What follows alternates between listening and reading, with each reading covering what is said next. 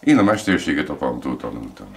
De úgy kell gondolni, hogy minden családban volt 4-5 gyermek, és mindenki tudta a kádárosságot. Tehát 70-90% a falunak kádározott, viszont nem hordókat készítettek, hanem inkább ilyen budonkákat, és keletje volt, ugye akkor nem voltak műanyagok. Mindenki megélt ebből. Még a vizitát is ott fogadták a lányok a kádározó padon. Tehát már nem is volt jó vejnek, hogyha nem tudtak kádározni. Volt egy ilyen.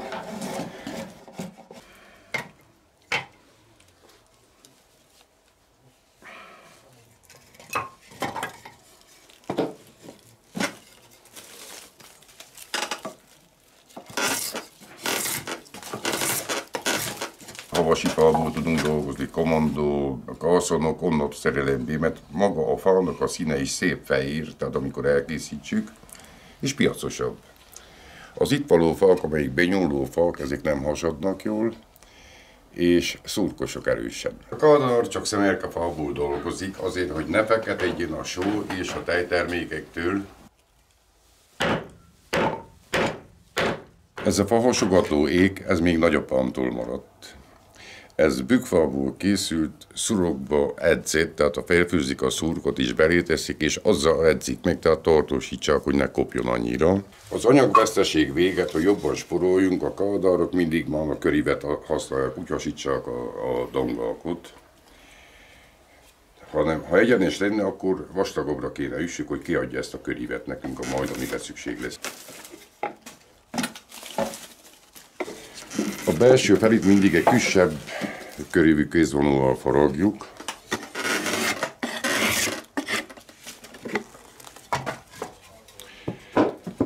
Amikor veszem a dungát, akkor eleve megadom már a dőítését és a kónuszosságát is. Tehát a felső fele mindig szélesebb marad, ezért már többet nem fog megfordulni nekem a szála a munka közben.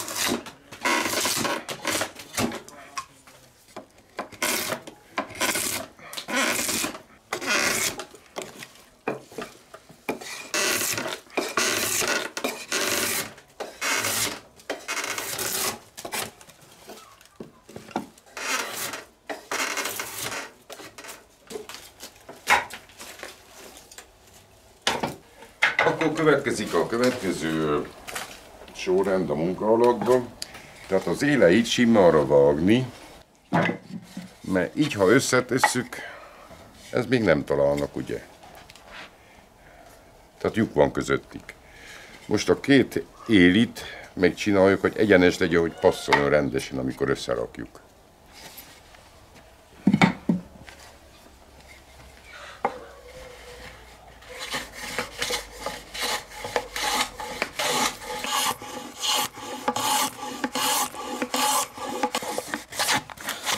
Ezt a gyalút apám készítette, ez egy csavaros körtefa volt. Ezt annyit fúrtuk, faragtuk, ameddig elkészült, az én gyermekkoromban készült ez a gyalút.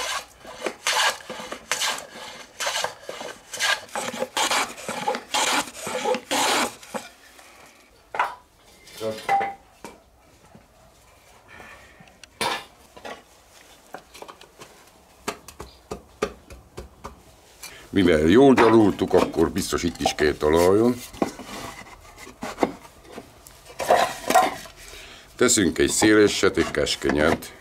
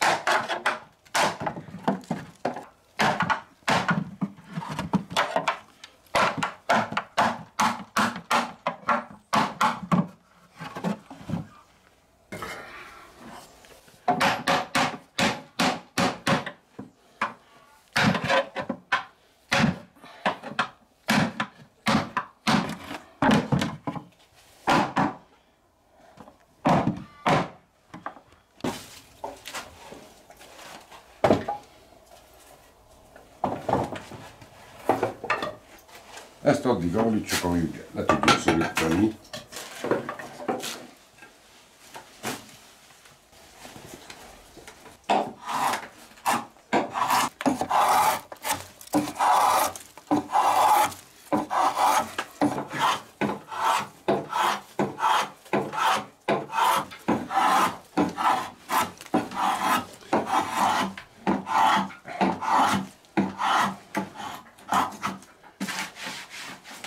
Ezt most a végét lesimítsuk, ez egyfajta borotva alása a csepérnek.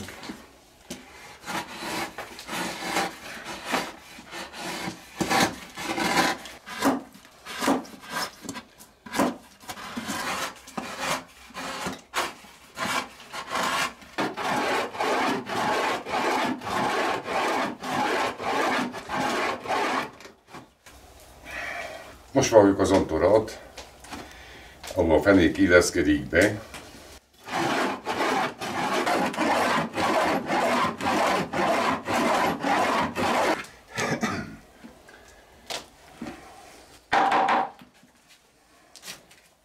A fának a törzsiből, az alsó részéből, a gyökér, ahogy kivágódik a fa, abból a részből szoktuk a feneket készíteni, mert az egy kicsit olyan rosszul hasad az a dövésétől. Viszont feljebb már 1 méterrel, feljebb azt már lehet rendesen. Mindig kikerüljük a csögököt, a bókot belőle, de az megint nem jó.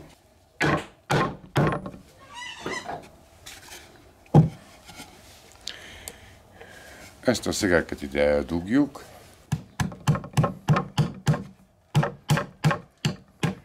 Ezelőtt ilyen vasabroncs végek, amikor lehullottak, abból vaktak olyan zapszemeket, és azzal szegelték össze.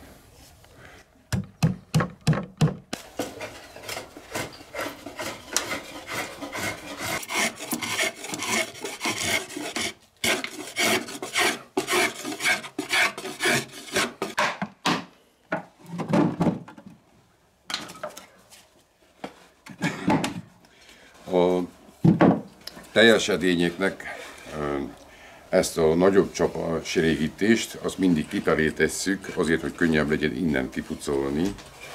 Viszont az ilyen, hogy a tartásnak kell, akkor befelé tesszük a nagyobb csapás, akkor lehet benne táncolni.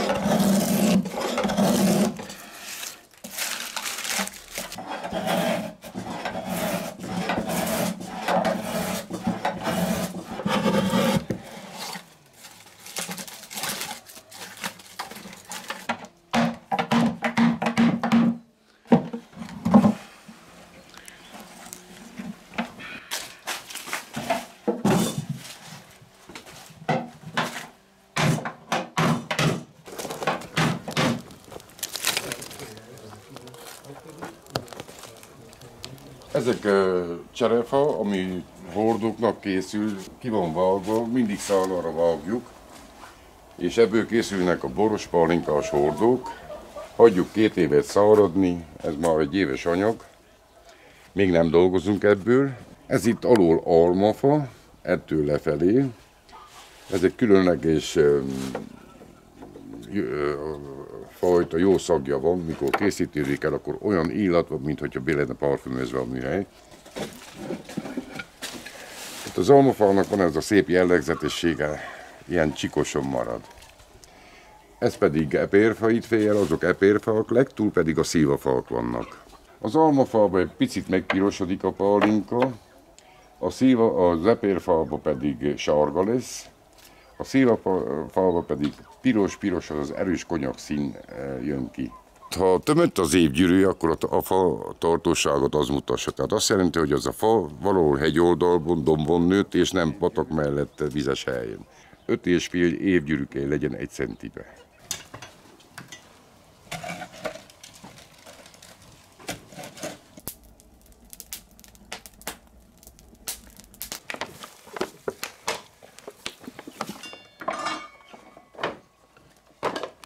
Mivel a hordónak mind a két fele egyforma, középről két konusosság van, tehát a közepe szélesebb egy dongának, a két vége pedig elkeskenyedik, és ez adja ki a domborulatot. A két vége, ahol a fenék jön, az megmarad azon a vastagságon, mert itt legkönnyebben itt kezdődik el, hogy a hordó folyós lehet, azért már oda jön a bevájat. És ez a vájat erről felül körülbelül olyan 7 mm, 1 cm 7 mm körül van ide a vájat be. Saját anyagjával égessük a hordót. És akkor, amikor ki van melegítve, akkor lassanként ilyen drótkötélel körbevett csavarral húzassuk a hordót, ameddig oda elültessük, ahova mi kívánjuk, ahova kérem, hogy ezek összeengedik, ugye ezek össze kell passzoljanak.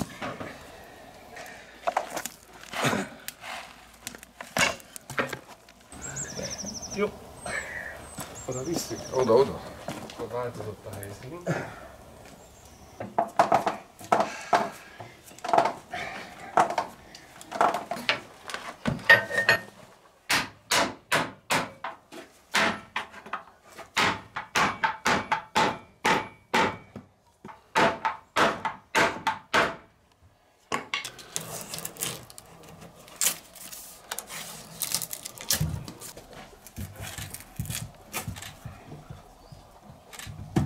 Nem ragasztózunk, amikor tesszük a feneket, gyékén teszünk bele. Ezelőtt a kádároknak augusztusban kezdődött a piacok, ugye akkor voltak a sokodalmak, és arra készült minden kádár elé. Meg voltak rakva a szekerek, és akkor bementek oda, az évi keresetjük akkor megvolt. Még 2-3 ilyen vásárra elmentek. Most már egy kicsit megfordult, mert egész évben főzik a pálinkákat, most már a pálinka a hordó tavasszal is kell, nyáron is kell, ősszel is kell.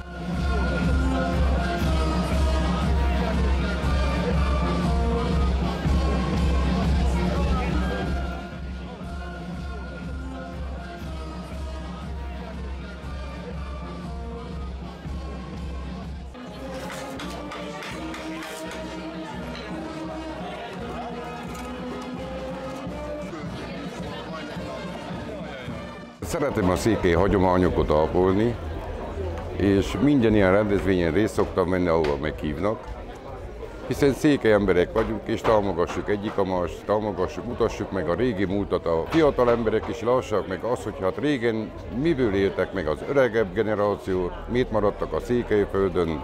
Annyi fajta mesterség van, és azokat ápolni kell, elő kell venni őket, nem kell mindent veszendőbe hagyni, hiszen szép mesterségek vannak itt a Székelyföldön.